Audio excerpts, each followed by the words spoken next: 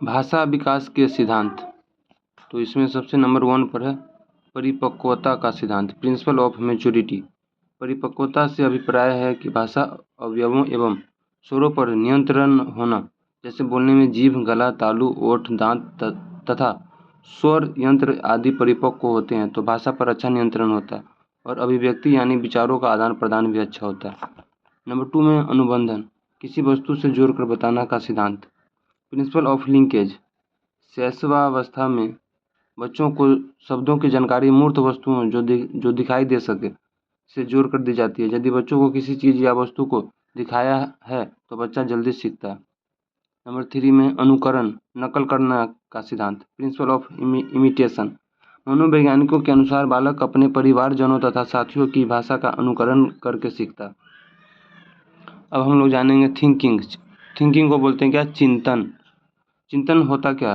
किसी भी समस्या का समाधान करने के लिए हमारे मन में जो विचार उत्पन्न होते हैं वही विचार चिंतन कहलाता है। चिंतन का आरंभ समस्या उत्पन्न होने पर होता है तथा समस्या समाधान होने तक चलता है। अब देखो चिंतन के प्रकार। चिंतन 2 प्रकार का होता है। सोलिन चिंतन, इसको इंग्लिश में बोलते हैं ऑटिस्टिक थिंकिंग। स्वयं में लीन रहना, ऐसी कल्पना करना जिसका कोई वास्तविक स्वरूप ना हो, सोलिन चिंतन कहलाता है। यथार्थवादी चिंतन, नंबर 2 में यथार्थवादी चिंतन, रियलिस्टिक थिंकिंग। यह चिंतन वास्तविकता से संबंधित होता है। अब देखो types of realistic thinking. Realistic thinking 3 प्रकार का होता है। नंबर 1 अभिसारी चिंतन, कन्वर्जेंट थिंकिंग। इसमें समस्याएं एक ही बिंदु पर केंद्रित होती है और समस्या का एक ही समाधान होता है, जैसे भारत की राजधानी दिल्ली। इसके द्वारा खोजा हुआ समाधान बंद अंत वाला होता है। अपसारी चिंतन, डाइवर्जेंट थिंकिंग। इसमें समस्याएं एक ही बिंदु पर केंद्रित नहीं होती है। इसमें समस्या को कल्पना, इमेजिनेशन शक्ति एवं सृजनात्मकता, क्रिएटिविटी का प्रयोग करके कई प्रकार से हल किया जा सकता है, जैसे दिल्ली की विशेषताओं का वर्णन करें आदि। इसके द्वारा खोजा हुआ समाधान मुक्त अंत, ओपन एंडेड वाला होता है। नंबर 3 है आलोचनात्मक चिंतन, क्रिटिकल थिंकिंग। गुण और दोषों को देखते हुए किसी बात को स्वीकार करना आलोचनात्मक चिंतन कहलाता है। अब हम लोग बात करेंगे चिंतन के प्रकार। चिंतन के सामान्य प्रकार। तो देखो चिंतन के सामान्य प्रकार 4 है। नंबर 1 है प्रत्याक्षात्मक चिंतन, कंक्रीट थिंकिंग। इसको मूर्त बोलते हैं।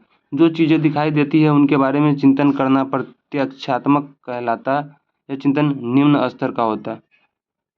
प्रतीकात्मक चिंतन। अब हम दूसरी बात करें प्रतीकात्मक चिंतन, एब्स्ट्रैक्ट थिंकिंग। इसको बोलते हैं अमूर्त। जो चीज़ें दिखाई नहीं देती है उनके बारे में विचार करना प्रतीकात्मक चिंतन कहलाता है।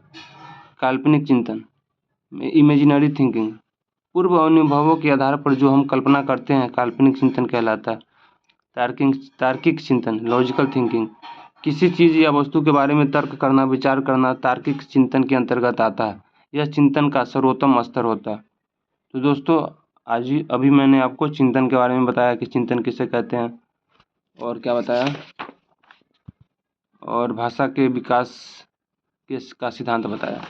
चलिए अगले वीडियो में बताएंगे। जुड़े रहिए मेरे साथ, कुछ न कुछ बताते ही रहेंगे। और नए हैं तो चैनल को सब्सक्राइब कीजिए। सोशल सर्किट कुछ अच्छा कंटेंट ही देखने को मिलेगा।